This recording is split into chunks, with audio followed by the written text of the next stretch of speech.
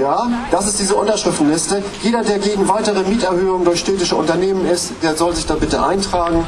Er wird dann gegen die Verdrängung der Hamburger Bevölkerung aus der Stadt zumindest etwas unternehmen. Also es kommt darauf an, dass man was tut.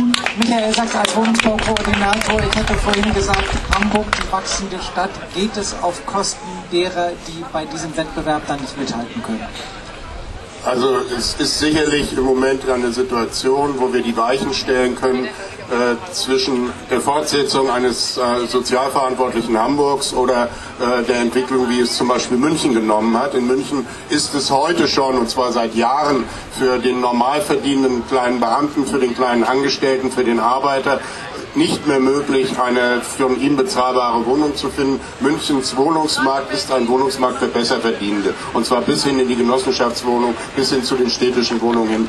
Das ist Hamburg noch nicht. Wenn ich mal darauf hinweisen darf, auch bei aller berechtigten Kritik an der Entwicklung von Spitzenmieten in einigen Stadtbezirken. Wir sind in Hamburg noch bei einer Durchschnittsmiete im Mietenspiegel von etwa 6 Euro. Wir sind bei Saga GWG bei 5,30 Euro.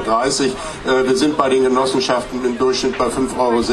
Wir haben also auch noch Wohnungsbestände, das sind Durchschnittswerte, Wohnungsbestände zu einer Quadratmetermiete von 4 Euro, 4,50 Euro in dieser Stadt, und insofern ist es noch nicht so weit. Aber auch das, was Sie gesagt haben, dass die Stadt sozusagen in der Situation ist, dass die Zuziehenden die Bestandsmieter verdrängen, die Hamburger verdrängen. Da bitte ich Sie nur darüber nachzudenken, dass wir einen ganz großen Zuzug von jungen Leuten aus Mecklenburg-Vorpommern haben, die alle zu relativ prekären Arbeitsverhältnissen in Hamburg arbeiten. Das sind doch keine Leute, die hier Hamburger verdrängen, sondern das sind Menschen, die als Geringverdiener, als Ein-Personen-Haushalte hier in Hamburg Wohnungen suchen, und insofern ist es auch ein berechtigtes Interesse der Zuziehenden, der Leute, die in Hamburg Arbeit finden, dass wir Wohnungen anbieten, die diese Zuzieher im geringeren Lohnniveau bezahlen können. Insofern ist es also auch nicht so, dass sich hier etwa eine Politik wachsende Stadt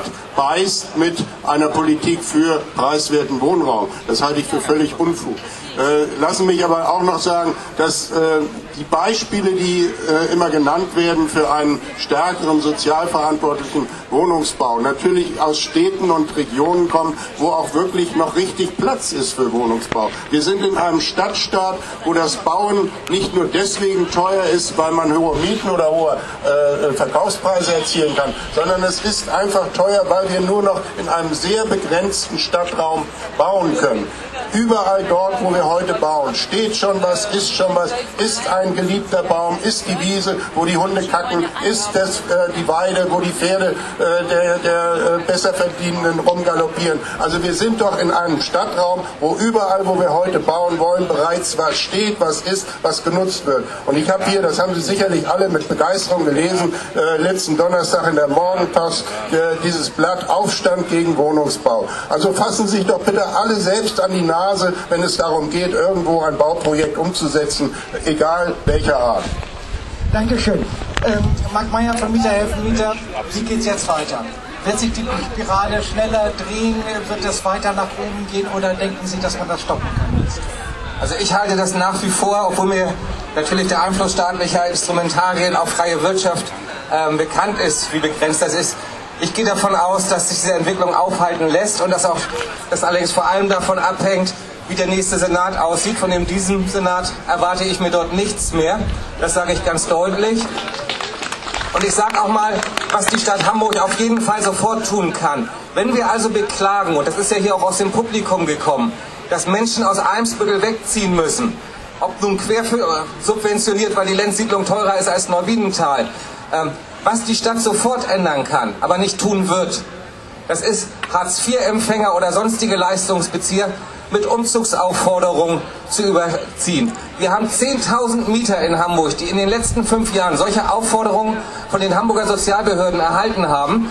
Die Aufforderung, sich eine preisgünstigere Wohnung zu suchen, weil ihre aktuelle Wohnung nicht mehr den Idealvorstellungen des Preises der Sozialbehörde entspricht.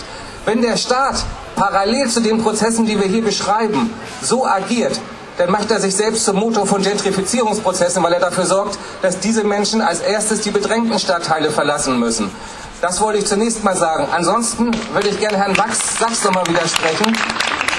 Wir kommen zum Schluss. Selbstverständlich ist es Hamburg eng. Wir haben in Hamburg aber noch riesige, auch nicht alle weit entfernt liegende Terrains, die als Gewerbegebiete ausgewiesen sind, zum Teil seit 30 oder 40 Jahren, wo in wirtschaftliche Entwicklungen prognostiziert worden sind, für die sich allerdings in den letzten 30 Jahren offenbar kein Bedarf gezeigt hat. Dann muss man doch bitte auch mal die Konsequenz ziehen, Bebauungspläne entsprechend zu verändern. Und auch nochmal zu Herrn Sachs. Wenn Herr Sachs sagt, dass er sehr viel, quasi keine Machtmittel hat, aber sehr viel in den Behörden kommunizieren kann.